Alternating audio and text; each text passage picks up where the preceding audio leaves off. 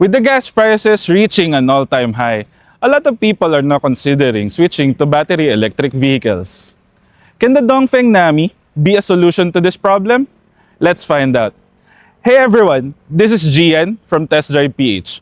So make sure you're subscribed to the channel, like and share this video, so let's get started. And pala.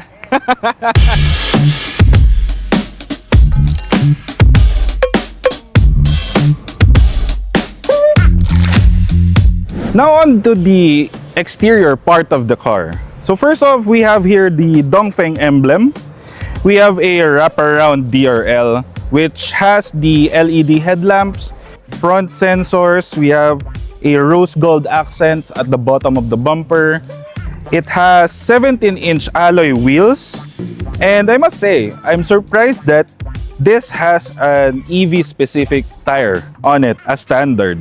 We have the charger, we have AC and DC. This one I really like. It has a frameless window. We have hidden door handles, as well as black and rose gold accents at the door, which gives it a playful element to the car. And on the rear, we have full LED tail lamps. We have a blacked out cover on the trunk. The Dongfeng Nammi is available in 3 colors, yellow, blue, and white. So for me, the exterior of the car, it has smooth lines wherein it gives a playful, youthful feel to the car. So guys, what do you think about the exterior of this car? Do you agree with me or not? Leave a comment down below. With 42.3 kWh lithium iron phosphate battery, the Dongfeng Nammi can achieve a total range of 430 kilometers. The suspension rides on McPherson struts in the front and torsion beam at the back. You have 3 driving modes available to you: Eco, Comfort, and Sport, with peak power coming in at 70 kilowatts and 160 Newton meters of torque. So on the suspension, handling, and NVH of this car, you barely hear the road noise outside the cabin. On the suspension part, it's pretty much calibrated to the Philippine roads. It handles the bumps, the potholes quite well. It's very comfortable. And on the handling aspects of this car, well, if you throw it at speed on corners, you'd feel the body roll that this car has. But I must say, I'm pretty impressed that this gives like somewhat a feedback to the driver. It's not that much, but at least it's not that dead weight feeling on the steering wheel like most electronic power steerings have. And on the driving aids that this car has, it has an intelligent cruise control or an adaptive cruise control. However, the lane markings need to be very visible so that you can take advantage of that feature. This car also has a lot of, let's say, beeps on it because it has it has front and rear sensors wherein it gauges the distance you have from the vehicle in front of you, the side of you, and the back of you.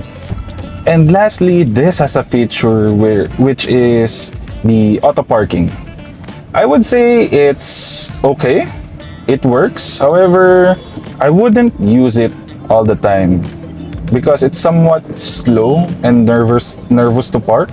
So now we're on the inside of the Dongfeng Nammi. And right off the bat, you see this leather-wrapped steering wheel where you have here controls for your adaptive cruise control, multimedia buttons, and there's a dedicated button here wherein you can set it to what function you want. So currently it's on 360. Next to it is the 5-inch instrument cluster display. It shows the basic information that the drivers need.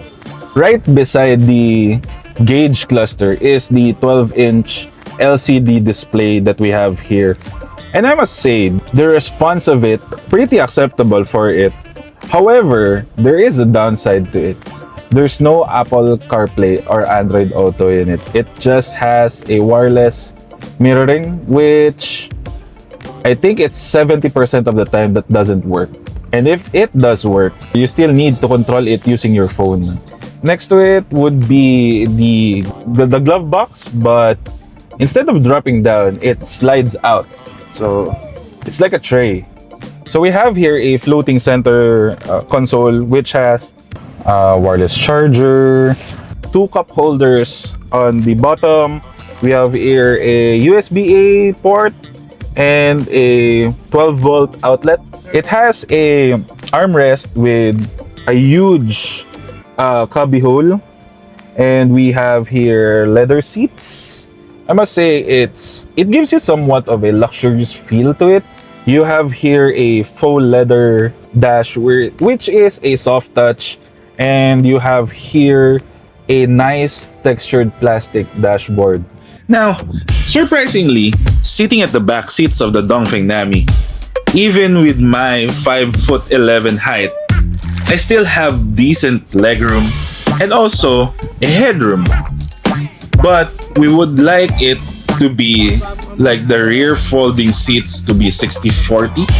But at least there's decent amount of space at the rear. And I think there are some aspects wherein they can improve. For example, at this price range, you'd expect a sunroof or even a moonroof, as well as I would like to see that there is a physical control on the air conditioning unit. The Dongfeng Nammi also comes with 8 years battery warranty or 170,000 kilometers and a 5-year vehicle warranty or 150,000 kilometers.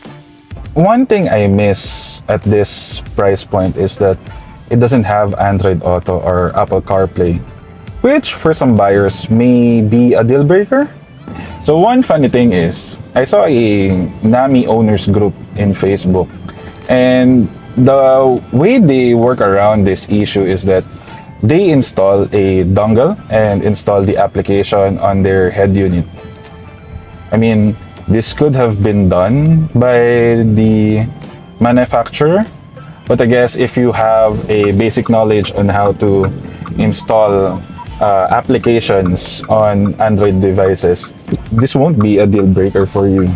So there you have it. That is my review of the Dongfeng Nammi. My final thoughts to it: it has a good, solid bones to it. It has premium feeling interior and a look that matches it all. Again, this is Jian for Test Drive PH. I hope you liked the video. Subscribe to the channel and visit our website, testdrive.com.ph. See you on the next video, and bye for now.